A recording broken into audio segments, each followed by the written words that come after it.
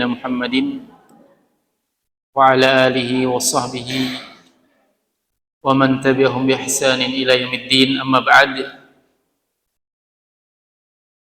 jamaah sekalian yang dirahmati dan dimuliakan oleh Allah Subhanahu wa taala,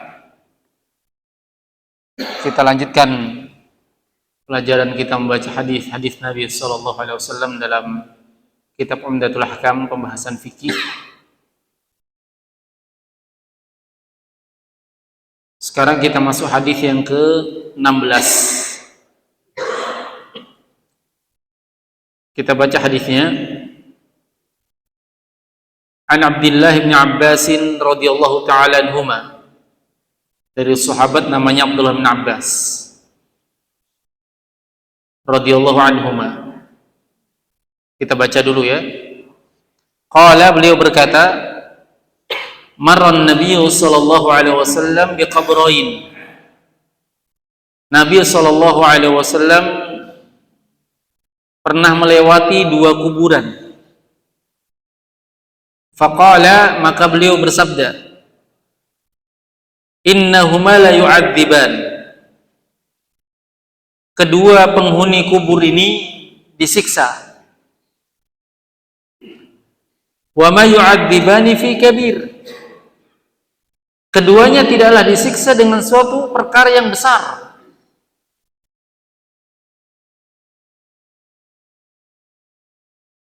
Disebutkan dalam riwayat, bahkan perkara shaghir, perkara sepele. Apa itu? Amma ahaduhuma, salah satunya, salah seorang dari keduanya, dosanya yang menyebabkan dia disiksa dalam kubur, fakana la yastatiru minal baul. Dia tidak menjaga diri dari kencing. Ini pembahasan masih terkait dengan pembahasan buang hajat. Ternyata ada orang disiksa dalam kubur gara-gara tidak menjaga kencingnya. Wa ammal akhar, adapun yang kedua,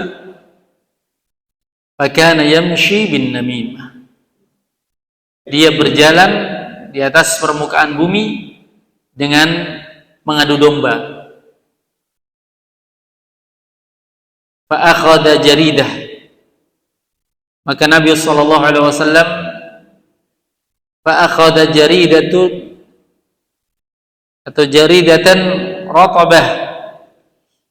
Nabi sallallahu alaihi wasallam mengambil ranting yang basah, ranting kayu. Fasyaqaha nisfain. Beliau potong jadi dua. Fagharaza fi kulli qabrin wahidah.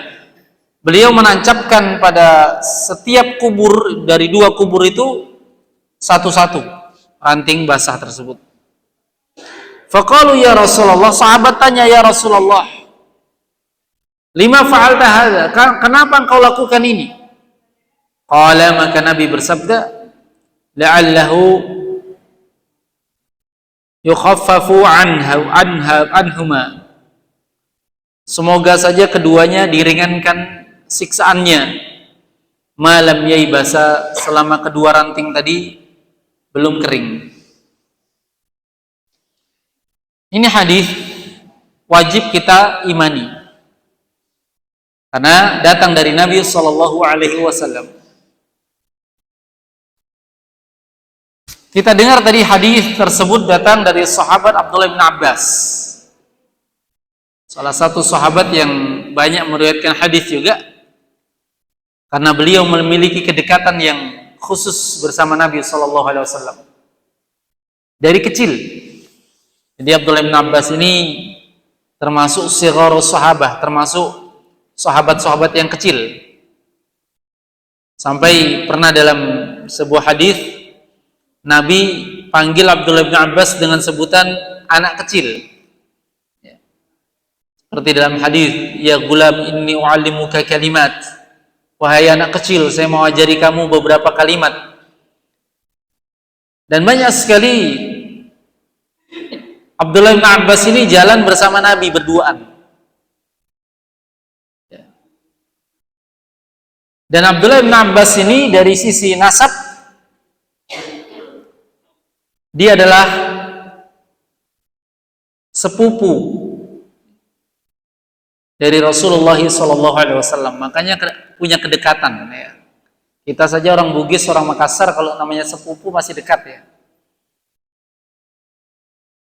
Bapaknya Nabi namanya Abdullah, punya saudara namanya Abbas. Abbas punya anak namanya Abdullah.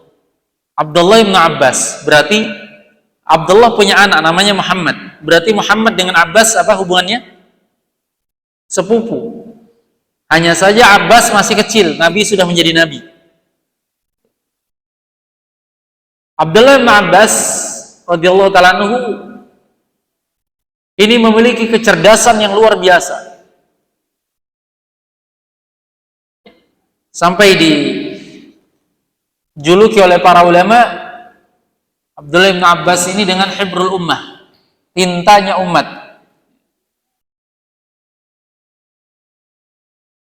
Pernah juga Abdullah bin Abbas mendapat doa khusus dari Nabi SAW, Allahumma faqihu fid din wa 'allimhu ta'wil. Ya Allah, fakihkan dia dalam agama dan berikan dia pemahaman tentang ilmu tafsir. Kayak di antara tafsir-tafsir yang populer adalah tafsir Abdullah bin Abbas radhiyallahu ta'ala anhuma. Beliau meriwayatkan hadis ini, kali ini beliau bersama Nabi lagi. Bersama Nabi jalan sama-sama ke kuburan. Kemudian Nabi melewati kuburan, kemudian Nabi menyempatkan untuk menyampaikan sesuatu kepada para sahabat. Dan ini dari sunnah Nabi SAW, kalau melewati kuburan saling mengingatkan tentang kematian. Ketika melewati kuburan saling mengingatkan tentang kematian. Karena pekuburan itu adalah merupakan pelajaran yang berharga. Kalau seorang lewat kuburan tidak bisa ingat mati, Pak, kapan dia mau ingat mati? Padahal kita sudah pernah sampaikan di masjid ini, dari cara agar seorang bisa khusyuk dalam ibadah, dalam sholat apa? Selalu ingat kematian. Selalu ingat kematian. Idza qumta ila sholati fasholli sholatan muwadda'. Kalau kamu bangkit untuk sholat, sholatlah seperti sholat perpisahan. Seperti habis sholat meninggal. Mengingat kematian memiliki kekuatan yang luar biasa di dalam memotivasi diri untuk giat dan bersegera di dalam beribadah kepada Allah Subhanahu wa taala. Maka bukan hanya dalam hadis ini saja Nabi mengingatkan, tapi banyak dari hadis-hadis yang lainnya ketika Nabi melewati kuburan, Nabi memberikan wejangan, nasihat kepada para sahabat. Bukan seperti yang dilakukan orang-orang sekarang. Ini sekaligus Pak ya, karena hadisnya terkait dengan kuburan dan kita lihat banyak fenomena kesalahan di tengah kaum muslimin, kita sekalian ingatkan.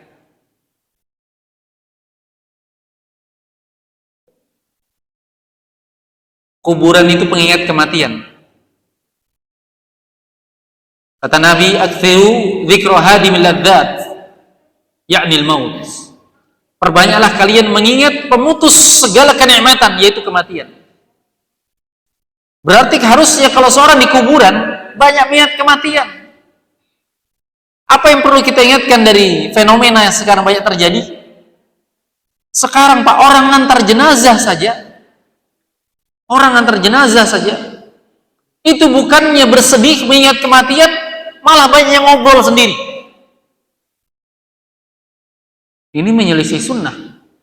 Ngantar jenazah tapi yang sibuk mengurus jenazah hanya yang di lubang, hanya yang memasukkan jenazah, yang di belakangnya ada yang ngobrol tentang tetangga, ada yang sibuk dengan rokoknya, ada yang saling menggibah. La ilaha illallah. Lebih parah lagi itu dilakukan di atas kuburan. Duduk di atas kuburan. Padahal kuburan itu dilarang untuk diinjak-injak. Dilarang untuk diduduki. Sebagai bentuk penghormatan pada orang yang meninggal. Karena orang yang meninggal itu juga dihormati, Pak. Lihat Islam ya. Bukan hanya menghormati orang yang masih hidup. Orang yang meninggal juga dihormati. Bahkan Nabi SAW mengatakan, kasrul mayyit ka kasrihi fil hayy. Ketika kamu mematahkan tulang si mayit, terlalu keras menggosok ketika mencuci atau memandikan si mayit, akhirnya tulangnya patah, itu bagaikan mematahkan tulangnya dia ketika hidup. Jadi Ahlus Sunnah wal Jamaah, kaum muslimin yang benar, itu mereka menghormati orang yang sudah meninggal, termasuk kuburannya. Ini ada orang yang ke kuburan setahun sekali saja,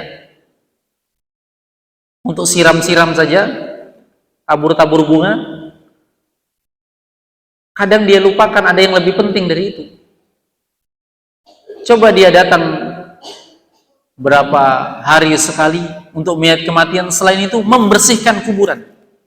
Kan rumput-rumput itu kalau sudah setahun sekali, Pak, rumput itu sudah tinggi ya.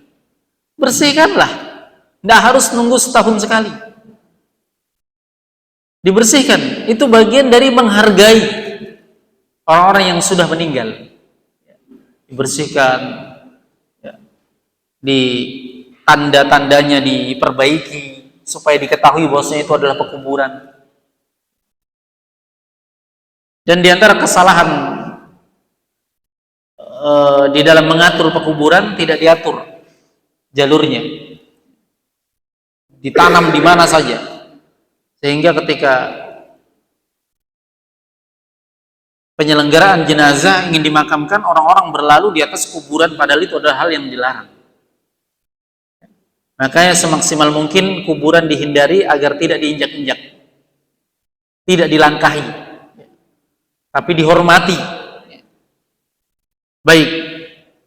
Dan di atas kuburan Nabi, dari sunnah Nabi ketika menyelenggarakan jenazah atau menguburkan jenazah, beliau sambil memberikan nasihat kematian. Demikian pula ketika beliau ke kuburan, beliau selalu memberikan nasihat. Bahkan kadang beliau ke kuburan sendirian, nggak harus bersama-sama, Pak. Jadi kuburan itu bukan sesuatu yang ditakuti kayak anak-anak kita sekarang takut dengan kuburan ya. Kuburan itu tempatnya orang meninggal, bukan tempatnya setan. Tempatnya orang meninggal. Dan orang meninggal sudah di alam lain, tidak akan bangkit lagi. Bahkan dia disunahkan untuk kita sering mendatanginya. Kenapa? Kata Nabi SAW, kuntu nahaitukum an ziyaratil kubur. Dulu memang saya larang kalian untuk berziarah kubur. Dulu, kata Nabi. Kenapa? Awal-awal Islam, orang masih banyak berbuat syirik. Jadi kalau mendatangi sesuatu, mintanya ke sesuatu itu. Maka Nabi larang. Dulu awal-awal Islam, Nabi larang namanya ziarah kubur. Kenapa? Identik dengan minta ke kuburan. Tapi setelah difahamkan tentang akidah, tentang tauhid, tentang ibadah hanya kepada Allah, tentang bersandar hanya kepada Allah, minta hanya kepada Allah, dan kita ke kuburan tidak berdoa kepada pemilik kubur, tetapi kita berdoa kepada Allah, hanya mendoakan, kita ke kubur hanya apa? Mengingat kematian. Setelah ini faham, manusia faham, maka Nabi mengatakan, dulu memang saya larang kalian, sekarang fazuruha, ziarahi kubur, datangi kuburan. Fa innaha tudzakirukumul maut, karena itu mengingatkan kalian tentang kematian. Jadi kalau mau ingat mati, Pak, datang saja, dah harus rame-rame, dah harus nunggu mau lebaran. Datangi kuburan. Ya, datangi kuburan. Nabi pernah malam-malam, Pak. Jadi waktu itu tengah malam Nabi ke kuburan Baqi yang dekat Masjid Nabawi. Dulu kan di Masjid Nabawi itu di sampingnya rumahnya Nabi bersama Aisyah. Ini tengah malam Nabi keluar rumah. Aisyah terbangun, curiga. Ya kan Nabi banyak istrinya, masa tengah malam keluar, jangan-jangan mau ke kamar istrinya yang lain nih. Akhirnya Aisyah ikuti, diam-diam diikuti ke belakang. Mau kemana ini Nabi? Mau kemana ini Nabi? Ternyata Nabi ke Baqi, ke kuburan. Di kuburan itu Nabi didengar berdoa, Allahumma ighfir li ahlil Baqi. Ya Allah, ampuni penghuni kuburan Baqi ini ya Allah. Subhanallah, rahmat Nabi SAW. Ingat, malam-malam ingat kepada saudara-saudaranya yang di kuburan. Ya, Nabi mendatangi kuburan malam-malam. Jadi kuburan itu ya, bukan sesuatu yang ditakuti. Ini dek, takut nggak sama kuburan? Takut nggak? Hah? Nggak boleh takut ya sama kuburan ya? Ya, nggak boleh takut. Mengingatkan kita dengan kematian. Kemudian kita lanjut hadisnya. Nabi ke kuburan. Ke kuburan bersama sahabat-sahabat yang lain. Kebiasaan Nabi apa tadi? Memberikan wejangan, nasihat, ilmu. Kata Nabi SAW, salah satu ilmu yang disampaikan, innahuma la yu'adziban. Ada dua kuburan ini disiksa penghuni. Jangan ikuti caranya Nabi, Pak. Jangan nunjuk-nunjuk kuburan ini disiksa, jangan. Nabi mengucapkan dengan wahyu. Allah wahyukan, berikan ilmu kepada Nabi, Nabi tahu. Kalau kita nggak tahu, jangan pakai perkiraan nih, dulu orangnya ini suka begini, akhirnya kita katakan ini disiksain dalam kuburnya. Tidak boleh. Tidak boleh. Memastikan seseorang disiksa itu tidak boleh. Kita tidak tahu, siapa tahu dia bertaubat kepada Allah di akhir umurnya. Tapi ini Nabi yang memastikan keduanya disiksa. Wa ma yu'adzibani fi kabir. Sebelum saya lanjut, di sini ada keyakinan Ahlus Sunnah wal Jamaah yang harus diyakini oleh kita seluruhnya, yaitu keyakinan tentang harusnya kita beriman tentang adanya nikmat dan siksa kubur. Ini keyakinan yang harus tertancap di dalam hati. Harus kita imani bahwasanya di alam kubur ada yang namanya nikmat kubur, ada namanya siksa kubur. Harus kita imani. Dalilnya banyak. Dan ingat, ketika disebut kubur, yang diinginkan adalah alam kubur. Ada orang, Pak, mengatakan kubur, wah dia sudah dikubur. Berarti memang itu kuburan, tetapi dia sudah berada di alam lain. Bedakan kuburan dengan alam kubur. Dia memang dikubur di kuburan, tapi berada di alam yang lain. Makanya Fir'aun sekarang di mana? Di alam kubur. Padahal dia tenggelamnya di laut. Tapi dia disebut di alam kubur. Allah berfirman tentang Fir'aun, an-naru yu'raduna ghuduwwan wa 'ashiyya wa yawmal qiyamah adkhilu ala fir'aun ashaddal 'adzab. Fir'aun, kata Allah Subhanahu wa taala, diperlihatkan di alam kuburnya neraka itu siang dan malamnya. Diperhadapkan kepadanya, disiksa dengan api. Itu belum api neraka yang nanti ya. Tapi sekarang Fir'aun sudah disiksa dalam kuburnya. Tidak berhenti siang malamnya. Wa yaumal qiyamah, di hari kiamat nanti, ya berarti siksaan yang tadi disebut bukan hari kiamat. Di hari kiamat nanti, ya, dia akan diberikan siksaan yang lebih dahsyat. Berarti disiksa sebelum siksaan yang lebih dahsyat. Itu pun sudah luar biasa. Nikmat kubur dan siksa kubur, hal yang harus diyakini. Dan sesuatu yang adanya nikmat dan siksa kubur itu berdasarkan dalil dari Al-Quran yang kita baca tadi, salah satunya dari hadis Nabi SAW. Contohnya hadis yang tadi tentang Nabi berlalu tadi, Nabi mengatakan diazab. Hadis Al-Bara' bin Azib juga tentang seorang yang ditanya di alam kuburnya dengan 3 pertanyaan yang kita bahas di pembahasan salah satu usul, 3 pokok utama yang ditanya. Man rabbuk, wa ma dinuk, wa man nabiyuk. Ditanya siapa Tuhanmu, siapa nabimu, apa agamamu. Kalau tidak bisa jawab disiksa. Dalil dari hadis. Ijma' para ulama sepakat, kaum muslimin sepakat bahwasanya nikmat dan azab kubur itu ada. Kemudian dalil apa lagi? Dalil akal. Dalil akal. Secara akal manusia masa ketika di dunia berbeda-beda, ada yang baik, ada yang buruk, tiba-tiba ketika dimatikan dia satunya tidak disiksa, satunya tidak diberi nikmat, tidak logis, tidak masuk akal, tidak adil dong. Pasti yang baik diberikan nikmat, yang jahat diberikan siksa. Keharusan. Ada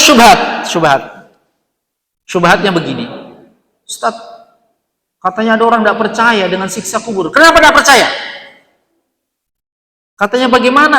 Coba kita bongkar. Nah, tetap ji, tidak kelihatan jadi siksa, tidak kesakitan ji, tenang-tenang ji. Kalau kamu mau pahamkan dia secara akal, maka sampaikan kepadanya bahwasanya an-naum akhul maut. Tidur itu saudaranya mati. Kalau kamu mau belajar tentang mati, belajar tentang tidur. Makanya orang bilang tidur itu mati kecil. Makanya doa bangun tidur apa? Alhamdulillahilladzi ahyana ba'da ma amatana wa ilaihin nusyur. Segala puji bagi Allah yang telah menghidupkan kami setelah matinya kami. Berarti tidur juga disebut mati. Jadi kalau mau belajar tentang mati, Pak, kalau mau yakin tentang kematian itu ada dan begitulah mati, belajar dari yang namanya tidur. Dalil dari ayat juga, Allahu yatawaffal anfusa hina mautiha wallati lam tamut fi manamiha. Allah yang mewafatkan jiwa-jiwa. Kapan diwafatkan oleh Allah Subhanahu wa taala? Hina mautiha. Ketika dia mati, itu wafat namanya. Wallati lam tamut, dan ketika dia belum mati, Allah juga pernah wafatkan fi manamiha, ketika tidurnya. Namanya wafat juga. Wafat kecil. Sekarang kita belajar tentang tidur, Pak. Pernah ketindihan? Pernah ketindihan? Ketindisan? Pernah? Tahu semua ya ketindisan ya? Kayak dicekik oleh sesuatu, kayak dikejar oleh hantu, kayak tersiksa tidak? Tersiksa enggak itu? Ketika tidur kita tersiksa enggak? Tersiksa? Tersiksa. Sudah? Yakin semua ini? Pernah semua ketindihan? Pernah ya? Pernah semua ketindihan? Tersiksa enggak, Pak? Tersiksa luar biasa ketindihan, maunya bangun. Di samping kita ada orang, di samping kita ada orang. Kita teriak itu orang, Pak. Sampai jengkel dalam tidur kita, kenapa tidak akan dengar kakodo? Sudah ku teriaki habis ini suaraku. Orang di sebelah kita tidak tahu apa-apa. Dia kalau lihat kita tidur nyenyak. Masya Allah nyenyaknya tidurnya. Padahal kita di dalam tidur kita tersiksa, Pak. Kita panggil-panggil dia. Ya, ini tidur. Di alam dunia saja kita bisa rasakan, Pak. Bagaimana di alam kubur? Itu satu poin. Poin kedua, saya ingin tekankan di sini tentang amalan. Pernah ketika ketindihan, kita berjuang ingin baca ayat kursi? Pernah? Atau baca ayat-ayat doa-doa lah supaya terlepas itu dari setan? Pernah Pak ya? Susah bacanya? Susah. Susah bacanya? Susah sekali. Susahnya Pak kadang tergantung. Kalau hidup kita lagi rajin-rajinnya ibadah, gampang itu bacanya. A'udzu billahi minasyaitonir rajim, terbangun. Ada yang nggak tembus-tembus, seakan-akan lama sekali. Iya atau iya? Diakui dulu Pak, diakui dulu. Iya atau tidak Pak? Lama sekali. Kapan? Ketika kita jarang zikir, ketika dalam hidup kita jarang, akhirnya tidur kita juga berpengaruh. Begitulah mati kita Pak. Orang tidak percaya, gampangnya itu pertanyaan menerbuk, siapa Tuhanmu? Gampangnya jadi jawab, Tuhanku Allah. Gampangnya dijawab, siapa nabimu? Nabiku Muhammad. Gampangnya dijawab ketika siapa agamamu? Agamaku Islam. Gampangnya dijawab. Ketika tidur saja di dunia kita tidak bisa tembus-tembus baca ayat kursi. Nah kita hafal mati itu ketika tidak tidur. Bagaimana ketika kematian? Pelajaran ini. Kalau kita yakin dalam tidur bisa begitu, masa kita tidak bisa yakin mati lebih bisa lagi? Ini dari sisi akal. Baik, ini poin penting yang ingin saya sampaikan. La yu'adziban, keduanya disiksa, menunjukkan adanya siksa kubur. Siksaannya beraneka ragam. Ya, ada yang dengan pentungan, ada yang didatangkan ular, ada yang dengan dibakar dengan api. Ya.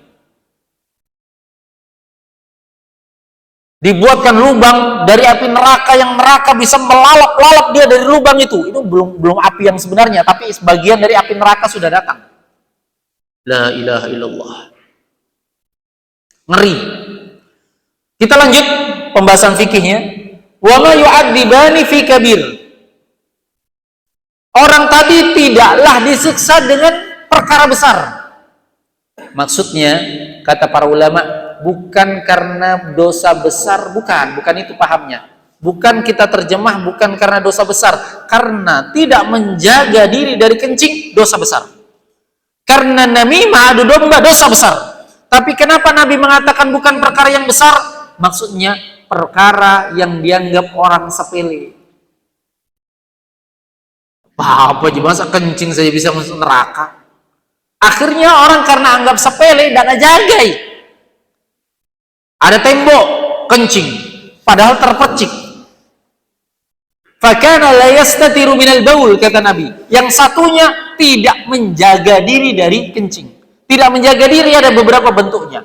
Yang pertama, dia tidak menjaga diri dari auratnya. Auratnya gampang kelihatan orang. Yang penting buka, kelihatan orang. Ya. Nah, sekarang bukan hanya kencing. Tidak kencing pun bukan aurat, sudah biasa. Di pantai. Ya, buka aurat semua. Itu penyebab disiksa dalam neraka itu, dalam kubur.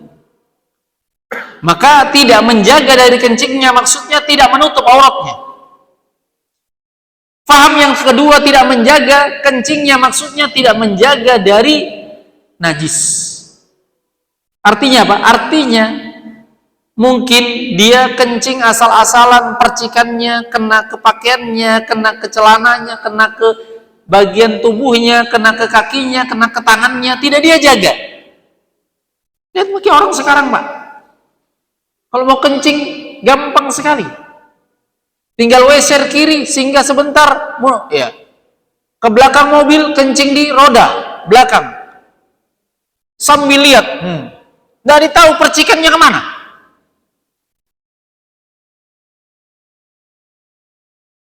Dan lebih parah sopir-sopir, tidak semua ya, jangan sampai yang sopir tersinggung. Tidak dicuci, habis kencing langsung pakai celana. Seakan-akan kehidupan mereka ini la ilaha illallah. Ini tidak menjaga kencing.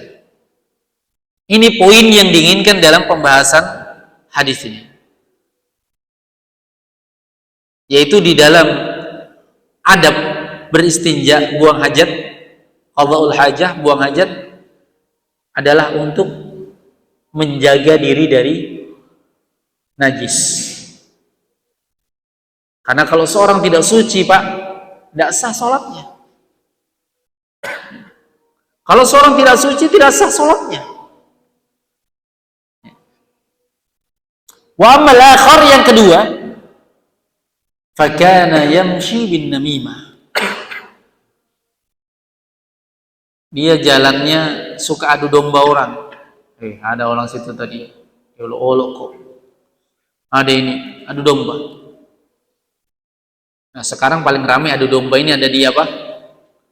Di jenjang politik. Ya, bukan politik namanya kalau tidak saling adu domba. La ilaha illallah. Adu domba. Ini mungkin pembahasannya di lain waktu, khusus tentang adu domba. Kemudian setelah itu Nabi, setelah menyampaikan itu, Nabi mengambil 2 ranting. Ada kayu, rantingnya diambil, tek, yang basah. Kemudian Nabi potong 2, tek. Satunya ditaruh di kuburan satunya ditancapkan di kuburan satunya. Sahabat heranlah, kenapa itu dilakukan ya Rasulullah? Ternyata tujuan Rasulullah semoga diringankan siksaannya selama ranting yang ditancapkan tadi belum kering. Jangan coba-coba kita lakukan ini jamaah, karena ini kata para ulama min khususiyatin Nabi sallallahu alaihi wasallam, dari kekhususan Nabi. Dari kekhususan Nabi. Kekhususan Nabi apa? Bisa dengan petunjuk Allah Subhanahu wa taala melakukan sesuatu dengan wahyu, ya, yang dengan hal tersebut mungkin bisa meringankan beban seseorang, dosa seseorang, azab seseorang. Itu kekhususan Nabi, jangan kita ikut-ikut. Banyak hal yang merupakan kekhususan Nabi, Pak. Banyak kekhususan Nabi. Apa kekhususan Nabi? Contohnya keringatnya Nabi. Para sahabat itu memperebutkan keringatnya Nabi. Sebagian meminum. Berberkah. Jangan keringatnya kita direbutkan. Beda. Jasadnya Nabi berberkah. Beda dengan yang lainnya. Tidak ada dalil kalau yang lainnya berberkah. Ya.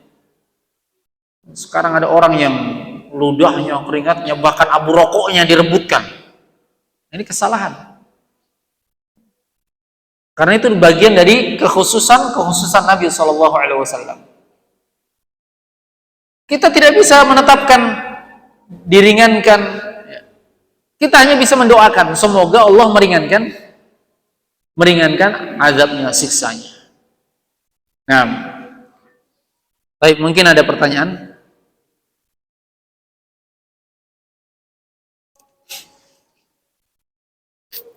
Atau lanjut? Ya, silakan.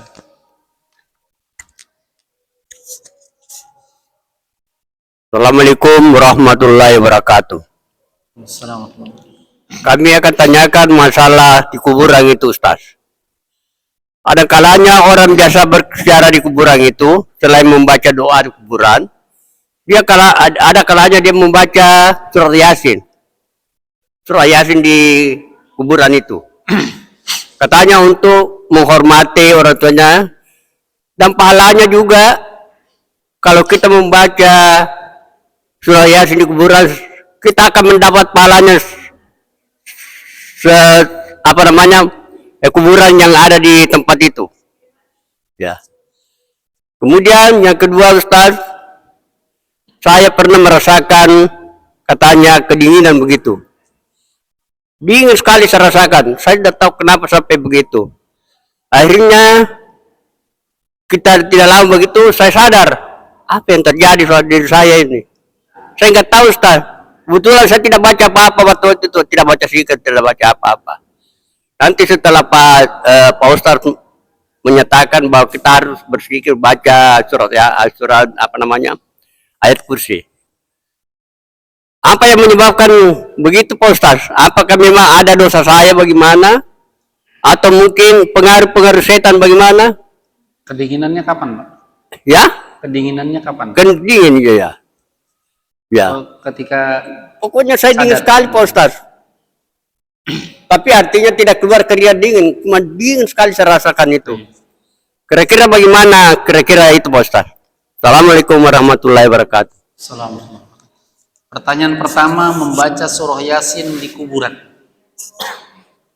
Sebelum saya jawab, Pak, boleh saya membaca satu ayat dalam surah Yasin?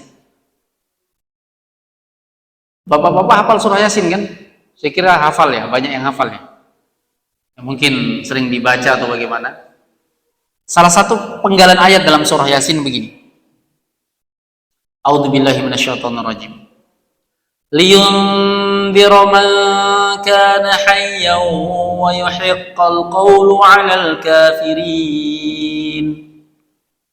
Ada ya ayat begitu ya. Al-Qur'an itu liyundhira, untuk memberikan peringatan. Ini Al-Qur'an. Jadi Al-Qur'an 30 juz ini itu untuk memberikan peringatan, man kana hayya, bagi orang yang hidup. Cocok nggak dibaca di kuburan, Pak?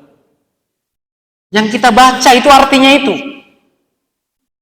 Al-Quran ini liyundhira man kana hayya, untuk memberikan peringatan bagi orang yang hidup, bukan orang yang mati. Orang yang mati tidak bisa diperingati lagi. Orang mati butuhnya doa, bukan bacaan Al-Quran. Doakan dia, Allahumma fir lahu warhamhu wa'fu anhu wa akrim nuzulahu wa wasi' madkhalahu. Kalau kita masuk Al-Quran, masuk kuburan, assalamu alayka ahlad diyar minal mu'minina wal mu'minat, ya, minal muslimina wal muslimat, wa inna bikum lahiqun, ya, insyaallah, dan seterusnya doa-doa. Ya. Ya. Jarang yang hafal doa-doa yang seperti ini yang disyariatkan Nabi. Justru yang tidak dipraktekkan Nabi seperti membaca Al-Quran. Ini poin pertama. Ada ayat dalam surah Yasin begitu. Ya, saya tidak mengada-ada. Ini dalam surah Yasin. Al-Quran itu untuk memberikan peringatan bagi orang yang hidup. Makanya boleh kita ketika di kuburan kita saling memberikan nasihat, bacakan Al-Quran kepada teman-teman, memberikan wejangan nasihat. Ya. Itu poin pertama. Poin kedua, kata Nabi SAW,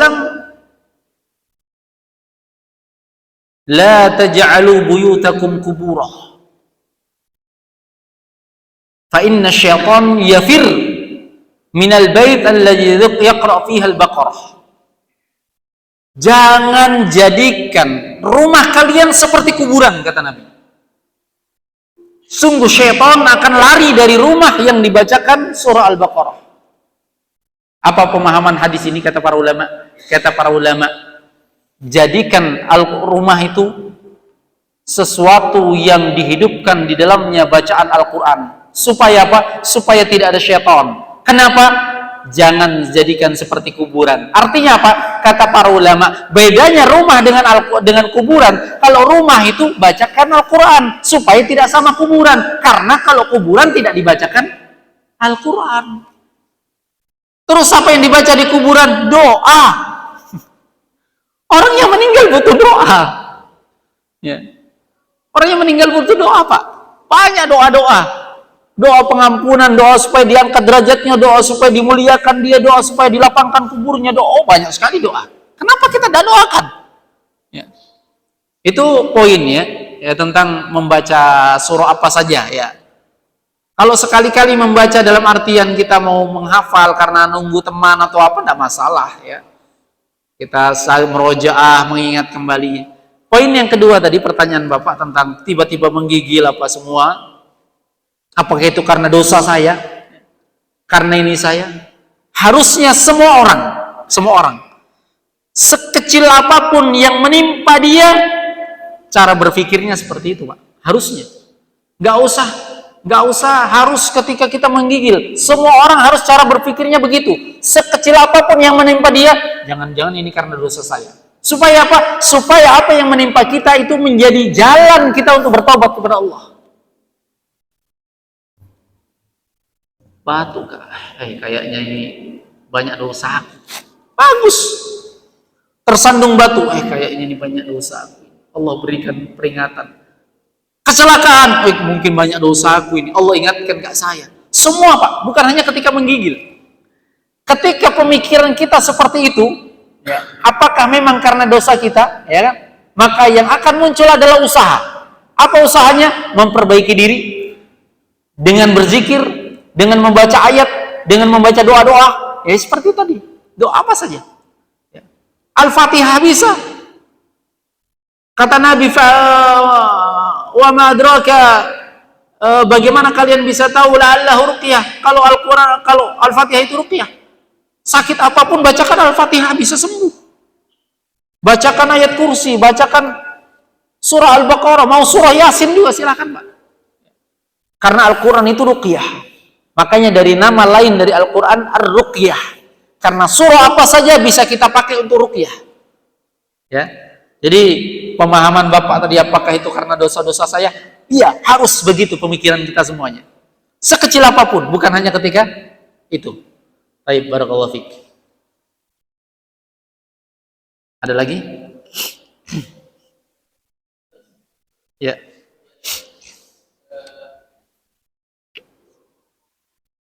Ya, terima kasih Pak Ustaz.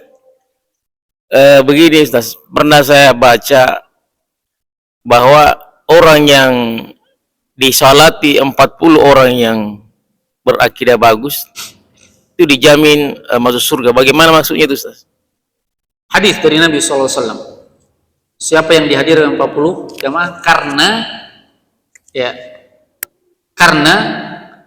banyaknya orang yang hadir mensolatinya menunjukkan banyaknya orang yang cinta terhadap dia.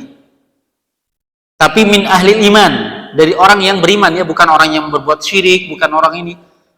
Karena doa mereka terkabulkan. Satu. Ya. Kemudian karena mereka adalah pemberi syafaat nanti pada hari kiamat. Ya. Jaminan dari Nabi SAW. Apa yang datang dari Nabi SAW kita imani. Adapun kenapanya, wallahu alam. Yang jelas jaminan dari Nabi SAW yang disolati lebih dari 40 orang atau lebih dari 4 sof, 7 sof, ya. Disebutkan berapa sof dalam sebuah hadis, ya. Hadis dari Nabi SAW harus kita imani, ya. Dan itu keutamaan bagi orang apa? Yang bertauhid, yang memiliki jiwa yang ikhlas beribadah kepada Allah Subhanahu wa taala. Kalau dihadiri oleh orang yang bertauhid juga ikhlas, maka mereka akan mendapatkan jaminan masuk surga. Nah, wallahu alam. La ilaha illallah. Ada satu poin sebelum saya tutup terkait dengan fenomena yang terjadi juga di masyarakat. Biasanya orang yang mau meninggal dibacakan Yasinnya. Nabi SAW bersabda, "Laqinu mautakum bila ilaha illallah." Talqinkan orang yang mau meninggal dengan la ilaha illallah. Asy-Syaikh Al-Albani saja menganggap bid'ah mengulang-ulang la ilaha illallah terlalu sering. Udah mengucapkan la ilaha illallah, la ilaha illallah, la ilaha illallah, ucapkan la ilaha illallah, itu tidak boleh. Bid'ah kata beliau. Kenapa? Karena tujuan kita mentalkinkan supaya dia membantu dia mengucapkan. Kalau ingin membantu dia mengucapkan, beri dia kesempatan untuk berjuang. Ucapan la ilaha illallah saja kalau sering Pak salah caranya. Apalagi baca surah, apalagi baca surah Al-Baqarah, surah Yasin, surah Ali Imran, surah apa saja tidak dianjurkan di tempat orang yang mau meninggal. Kalau mau meninggal, ya. Kenapa? Akan mengganggu dia berjuang, Pak. Berjuang untuk apa? Mengucapkan la ilaha illallah di akhir hayatnya. Kan orang kalau meninggal, man kana akhiru kalamihi la ilaha illallah dakhala jannah. Siapa yang akhir ucapannya la ilaha illallah, dia akan masuk surga. Semua orang berjuang, Pak. Susah itu berjuang. Seperti kita tidur tadi, ketindihan, diganggu syaitan, ya kan? Itu berjuangannya luar biasa. Mereka seperti itu. Kita boleh mengingatkan, disyariatkan mengingatkan. La ilaha illallah. Biarkan dia berjuang. Tunggu beberapa menit. Sudah kita berikan kesempatan, mungkin dia belum mengucapkan. Dengarkan akhi, ucapkan la akhi, la ilaha illallah. Biarkan dia berjuang lagi. Itu cara yang benar di dalam mentalkin. Jangan la ilaha illallah Muhammad Rasulullah, la ilaha illallah Muhammad Rasulullah. Kenapa Muhammad Rasulullahnya tidak harus disebut? Kenapa Nabi hanya suruh mengucapkan dia la ilaha illallah saja? Supaya ringkas dan dia bisa ucapkan. Orang mau meninggal itu tidak semudah itu mengucapkan, Pak. Berjuang habis-habisan itu. Makanya kalimat ringkas, padat, bermakna, bantu dia mengucapkannya. Jangan terlalu sering diucapkan dan jangan pakai yang panjang-panjang. Cukup la ilaha illallah saja. Baik, barakallahu fikum. Subhanakallahumma bihamdik asyhadu an la ilaha illa anta astaghfiruka wa atubu ilaik. Walhamdulillahirabbil alamin. Assalamualaikum warahmatullahi wabarakatuh.